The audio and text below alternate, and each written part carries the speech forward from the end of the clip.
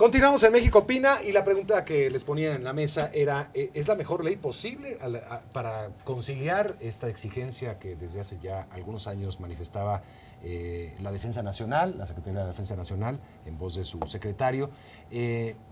Ellos pedían un marco jurídico y por eso surge la Ley de Seguridad Interior de la anterior administración.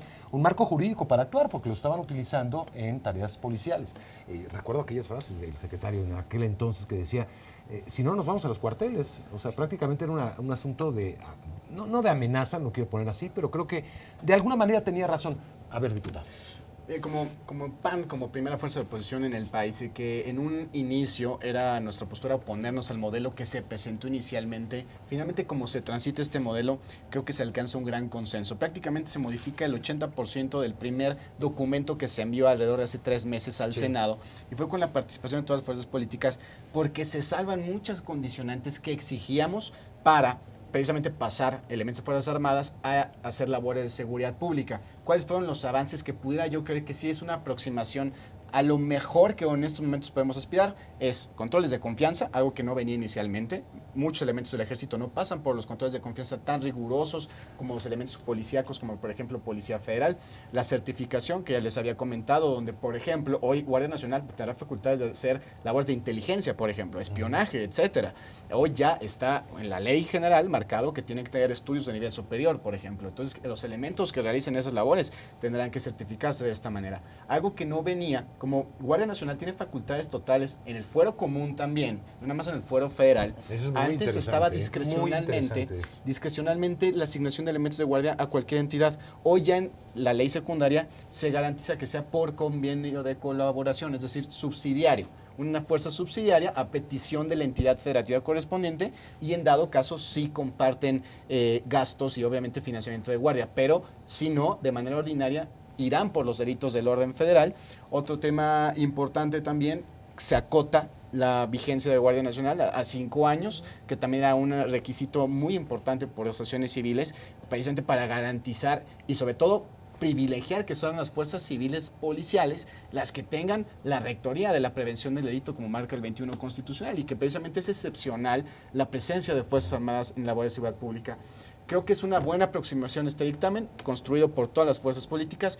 ¿Es la varita mágica? Por supuesto que no. Yo todavía creo, al día de hoy, como lo declara el propio secretario Durazo, estamos en una emergencia nacional, falta estrategia, falta presupuesto. Hoy, lejos de que se detenga la oleada de violencia, es exponencial el aumento, lejos de hacer algo por frenarla.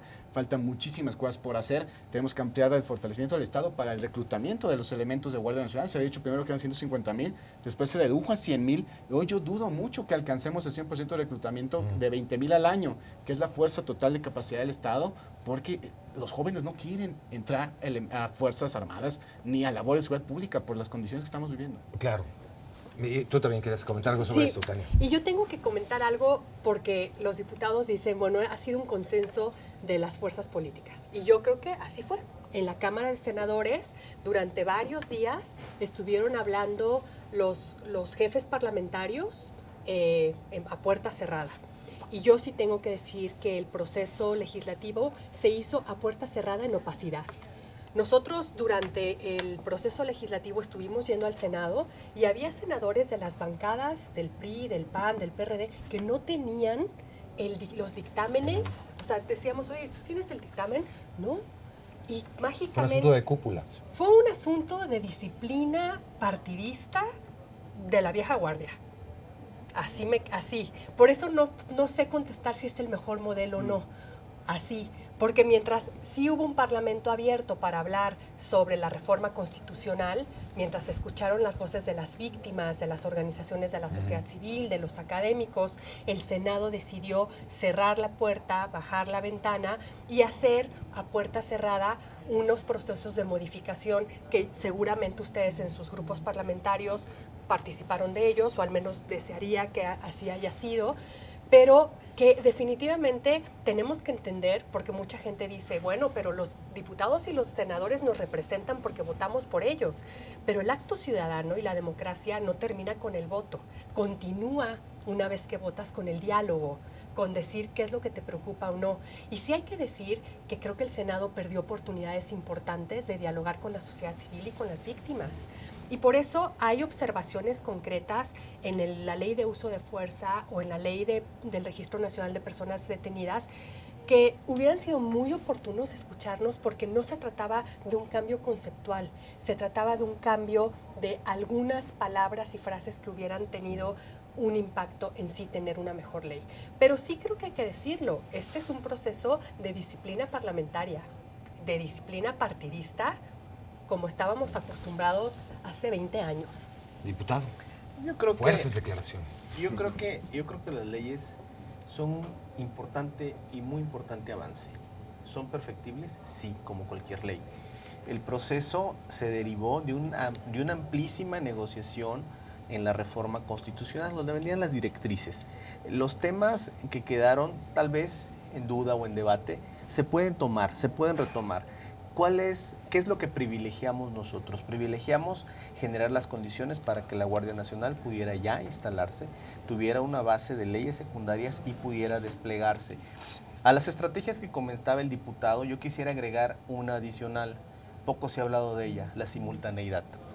¿Cómo se combatían antes los delitos? Teníamos un suceso grave en Nuevo León, por decir un ejemplo, desplegaban elementos para allá. ¿A dónde se iban los delincuentes? A Tamaulipas o a Chihuahua, o se venían a México. No teníamos una estrategia de simultaneidad porque no teníamos los elementos suficientes. La estrategia o la nueva estrategia contempla que se divide el país en 266 células para que se desplieguen los elementos de la Guardia Nacional en todo el territorio y pueda combatirse a la inseguridad de una manera simultánea.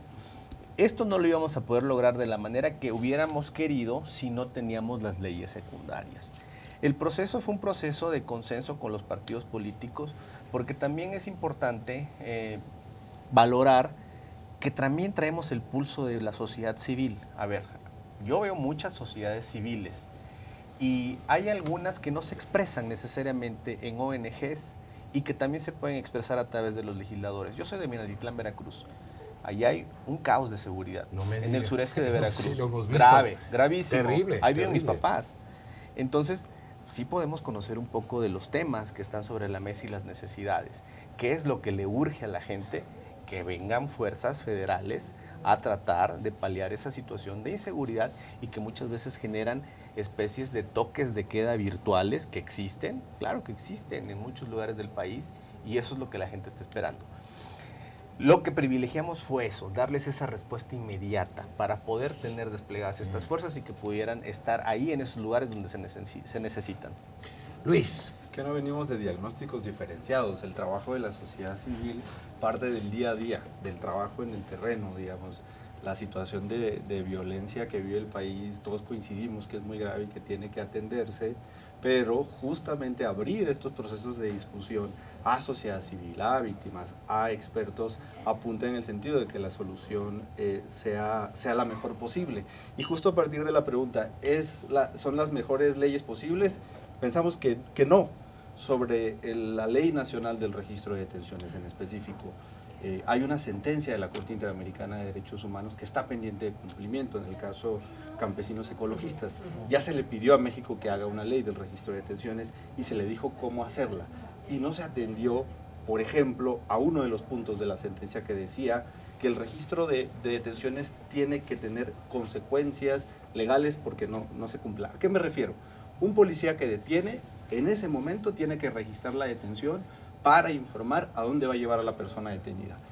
Tenía que tomar una foto bajo el régimen anterior, bajo la Ley Nacional del Sistema de Seguridad Pública, y la ley secundaria abrogó esa posibilidad. Ya no tiene que tomar una foto en el momento de la detención para enviarla al lugar donde va a llevar a la persona detenida.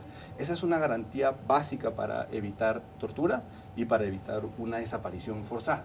Entonces, justo esos temas no se pudieron discutir porque había, lo que sabemos que había documentos de trabajo internos que no se podían conocer, y que no se podían discutir. Pero yo creo que es importante decir que el diagnóstico se conoce, digamos, el trabajo de la sociedad civil mexicana se hace en la Ciudad de México, pero se hace en las comunidades, en dónde está la violencia. Por supuesto. Vamos a volver, quisiera yo hablar al regresar de las víctimas, ¿dónde quedan en esta nueva estrategia contra el crimen organizado y contra la violencia? Volvemos.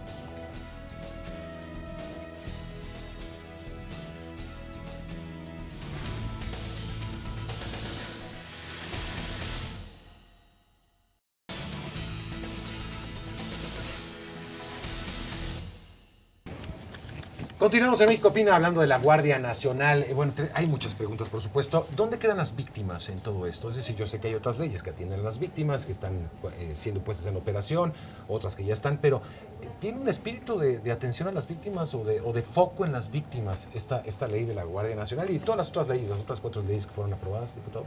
Definitivamente yo creo que sí están en el centro las víctimas, es lo que debemos atender. Las leyes, estas leyes que son de fuerza policial no se enfocan en las víctimas. Existe la ley de atención a víctimas, que está en otro rubro. Aquí lo que se desarrolla es la forma en la que va a actuar la Guardia Nacional, la forma en la que se va a usar la fuerza, la forma en que se van a registrar las detenciones y la forma en que van a colaborar con las diversas instancias.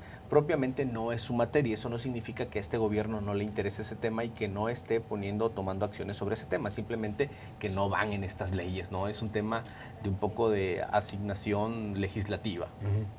Yo diría cómo evitar a las víctimas en el marco de las leyes secundarias, ¿no? Porque, por ejemplo, hablaba Luis del tema de la Ley Nacional de Personas Detenidas. Bueno, si no hay un registro adecuado, la Ley Nacional obliga a tener un registro que no es un mero catálogo de nombres, apellidos y lugares de detención. Es una verdadera garantía para evitar violaciones graves a derechos humanos. Entonces, si eso no está entendido como tal, perdemos una oportunidad de poner a las víctimas en el centro. O, por ejemplo, cuando la ley de uso de la fuerza en el artículo 27 habla de que las manifestaciones pueden ser violentas o pacíficas y cataloga las manifestaciones, también estamos frente a un esquema de las manifestaciones no se catalogan por pacíficas o violentas, se catalogan las personas, pero no a las manifestaciones. Entonces, supongamos que miembros de la Guardia Nacional catalogan una manifestación de violenta, entonces en ese momento hay detenciones, se hace todo el operativo. Entendamos cómo podemos evitar a las víctimas en el uso de las fuerzas públicas. Por supuesto, yo creo que cuando hay una persecución de un delito o de un hecho violento, pues es que hay víctimas, si no, no estaríamos hablando de tal. Pero, a ver, ¿qué pasaría, por ejemplo? Vamos a ser un poco más terrenales, si les parece. ¿Qué pasaría? Esta semana se difundieron imágenes en Michoacán de un comando del ejército mexicano siendo desarmado por la población. No sé, hay discusión si eran guardias de autodefensa o no, o en fin, el gobernador dice, no son guardias de autodefensa, son delincuentes que estaban desarmando. En fin, podemos llegar a esa discusión, pero ¿qué pasaría si fuera la Guardia Nacional? ¿Cómo cambiarían las cosas o no? A ver, yo creo que hay dos elementos ahí. Yo creo que fue prudente la acción de las Fuerzas Armadas, de los miembros del Ejército, que en ese momento decidieron no accionar contra los pobladores para no evitar una tragedia mayor. Pero lo que es muy grave es la falta de imagen de autoridad. Sí, para prevenir una tragedia mayor. Aquí lo que es terrible es que no haya sanciones legales. Y hoy no hay sanciones. Y por eso se alimenta la impunidad en este país. Debe de haber sanciones para los que finalmente retiraron las armas de los elementos. No las hay. Y si en su caso también hubo negligencia o una mala operación de las Fuerzas Armadas en este famoso incidente contra el menor previo, también debe de haber una investigación y no lo hay. Y es el problema en este país, que ni hay respeto ante la autoridad y tampoco hay una política contundente del gobierno federal de combatir la impunidad. Si eso le sumas que en dichos del propio presidente, no se va a castigar a quien robe por necesidad, ese tipo de dichos, pues están alimentando a la ciudadanía que no reconozca la autoridad. Y hay una enorme crisis de la imagen de autoridad de las Fuerzas Armadas, si bien son los más reconocidos como institución confiable por parte de la ciudadanía, es la institución más confiable. Tenemos una imagen terrible de las policías, por ejemplo, donde nadie les da respeto, nadie responde a su autoridad. Entonces ahí tenemos una grave crisis moral respecto a lo que te implica la autoridad. Y si a eso le sumas que hay impunidad total respecto a las omisiones de un lado o del otro, pues también va alimentado. Y además, para cerrar el otro punto, también yo difiero de Tania, no hubo una disciplina partidista. Yo soy del secretario de Cuestiones de Seguridad y me tocó moderar las mesas de diálogo, si bien fue en la reforma constitucional, que fueron muy amplias, recogimos todas las necesidades y todas las inquietudes de la sociedad organizada y las reflejamos en esta discusión, tanto lo hicimos, que modificamos el 80% del dictamen original nombrado. Nosotros como oposición no podemos llegar a poner el pie por ponerlo, y si la estrategia de seguridad es esta y transita en los requisitos que la sociedad civil puso y poníamos nosotros de respeto a derechos humanos, de mando civil, de controles de confianza, de certificación, por supuesto que teníamos que apoyar esta iniciativa, porque era nuestra labor, nuestra responsabilidad moral con México para darle esta herramienta muy potente, por cierto, al presidente de la República, también para que ya se deje de pretextos y justificaciones, estar echando la culpa a otras personas y polarizando el país lejos de dar resultados. Al contrario, yo creo que en estos dictámenes de ley secundaria y en la constitucional, el PAN actuó con toda responsabilidad.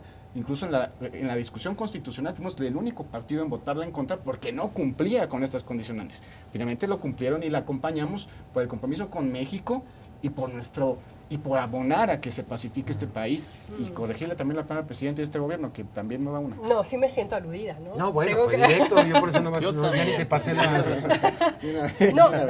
No, me da gusto que no haya disciplina partidista, pero yo lo que vi en el Senado un día antes de la votación es que nadie tenía el dictamen. Me permiten Podemos hacer una en pausa, comisiones. regreso con Luis, que no le toca ya el turno de hablar de las víctimas. Vamos a poner en el centro las víctimas en este programa. Así es. Volvemos.